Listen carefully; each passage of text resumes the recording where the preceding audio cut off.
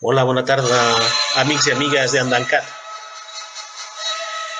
El dies ire del Rèquiem de Mozart, el proper treball que comencem a fer.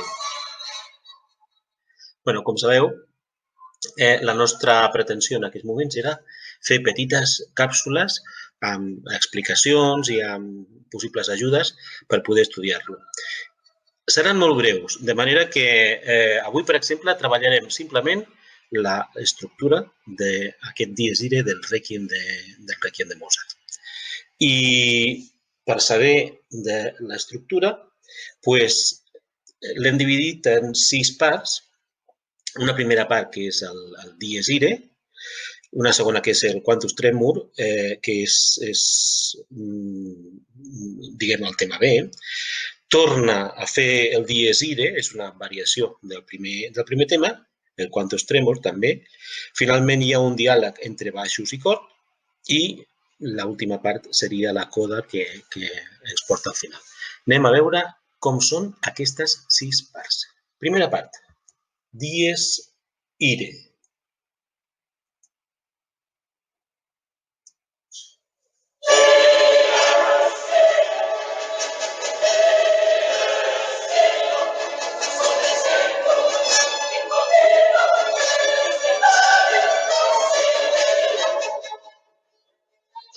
Molt bé.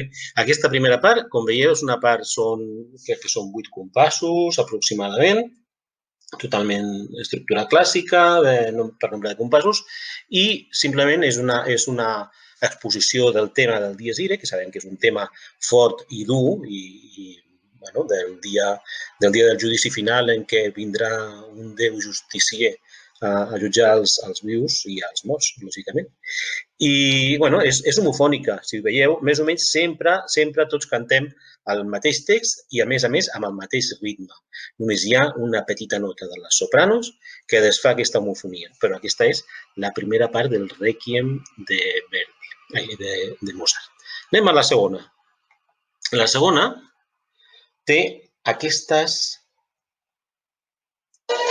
parts.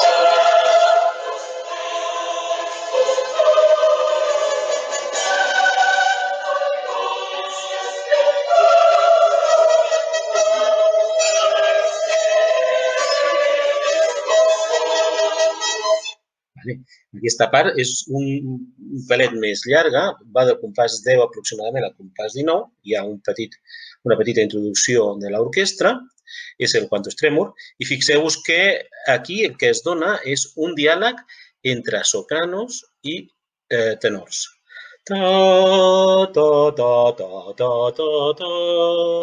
És la mateixa melodia que els tenors contesten, no? Contesten en una mena d'estreto, no? Perquè ni tan sols ha acabat de fer la melodia que ja han començat els tenors, només al compàs següent. Bé, doncs anem a la part número 3, que torna a ser una altra vegada el tema del dies ire amb unes notes, comença amb unes notes una mica diferents, amb un to diferent. És del compàs 22 al compàs 29.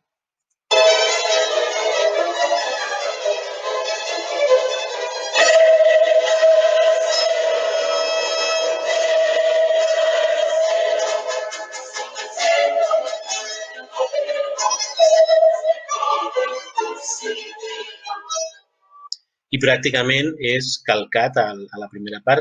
En quant a ritme, jo diria que és exactament igual. En quant a notes i tonalitat, hi ha canvis, no? Perquè aquí comença amb un acord de la menor, em penso que és, no? I, en canvi, al principi començava amb re menor. Però, bàsicament, és el mateix. Vull dir que això no ens donarà absolutament cap problema d'estudi. Anem a veure, diria que ja és la quarta part, no? Que torna a ser una altra vegada la lletra Quantus Tremor, però ara també té alguna variant una mica interessant, no? Abans hem vist que feia com un diàleg entre sopranos i tenors, i en canvi ara fixeu-vos que comença d'una forma totalment homofònica també.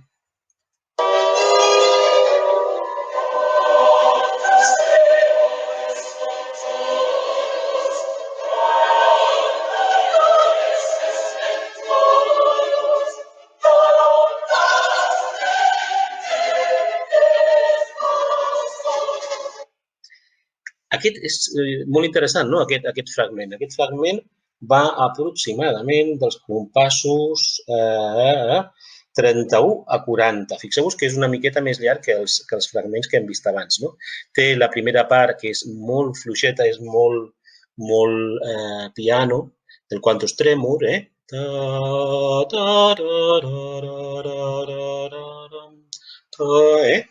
I després, en canvi, té la part final, els 4 compassos que tenim aquí baix, a la diapositiva, que són un gran crescendo que porta precisament a una de les parts més boniques i interessants d'aquest número, que és aquest diàleg que s'estableix entre els baixos i la resta del cor. Fixeu-vos, és aquest diàleg que tenim aquí. Està situat entre els compassos 41 i 55, aproximadament. Dic aproximadament perquè de vegades al comptar els compassos un es despista una mica. Escoltem, és això.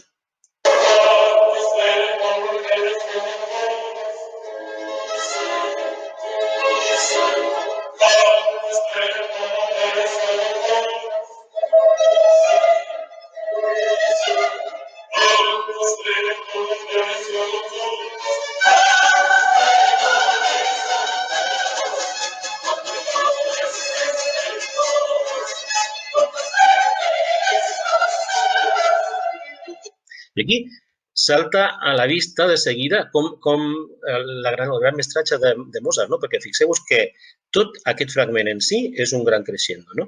Primer introdueixen aquest diàleg als baixos, contesten, fixeu-vos, els reguladors i els accents i els reguladors baixant els decrescendos, no? De la resposta del cor. Però fixeu-vos que en la insistència, les sopranos, per exemple, que al principi, jo és que no veig molt bé les notes, no?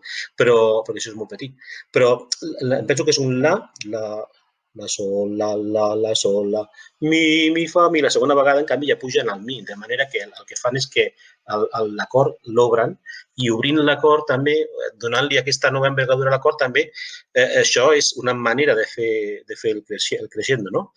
I finalment, en l'última repetició, ja repeteix tot el cor el mateix que feien els baixos i es converteix en un moment també homofònic, com tota la primera part i com la tercera part, no? En la qual tot el cor canta el mateix i alhora, no? I clar, això dona una força encara molt més forta, no?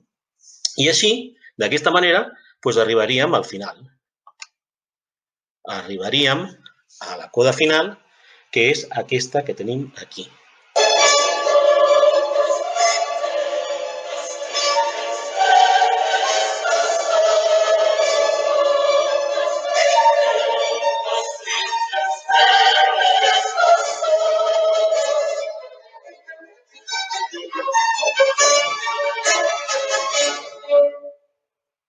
Genial, no? Aquest fragment.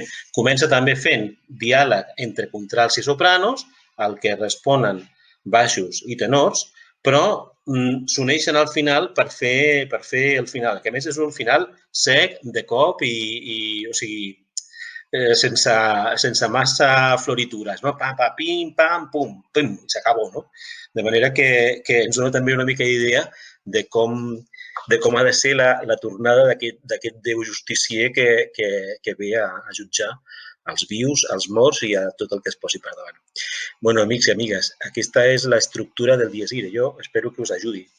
Intentarem molt aviat passar els midis de cada una de les veus i jo el que m'agradaria fer és fer una petita càpsula com aquesta, potser més curta i tot, de cada una de les veus i els problemes que pot plantejar, que són molt pocs. En principi, aquesta obra és superconeguda, tots la coneixem i són molt poqueta cosa els problemes que poden tenir.